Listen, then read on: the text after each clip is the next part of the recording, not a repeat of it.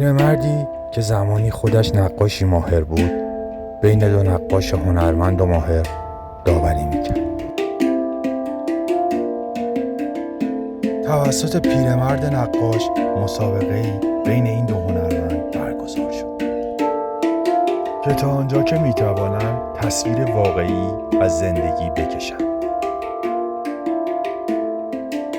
هر دو نقاش با اثرهای خود به نزد پیرمرد بازگشتند. پیرمرد داور از اولین نقاش خواست که پرده را کنار بکشند.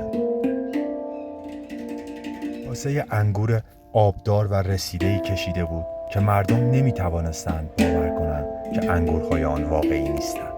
تا پرندگانی که در آن حوالی پرواز می‌کردند به اشتباه به جای انگور واقعی به تصویر نوک می‌زدند. نوبت نقاش بعدی بود که پرده را کنار بکشد. پیرمرد به آن اشاره کرد. جوان لبخندی زد ولی حرکت نکرد. پیرمرد به جلو قدم برداشت که خودش پرده را کنار بزند. دستش به طرف پرده رفت ولی انگار نمیتوانست آن را حرکت دهد. رو به جمعیت کرد و گفت اینجا پرده ای نیست. او پرده را نقاشی کرده است. درست شبیه یک پرده واقعی.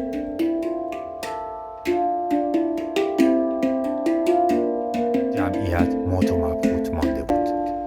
پیرمرد به نقاش اول گفت نقاشی تو آنقدر خوب بود که پرندگان را به اشتباه خندید. سپس رو به نقاش دوم کرد و گفت نقاشی تو آنقدر واقعی بود که انسان را فریب داد.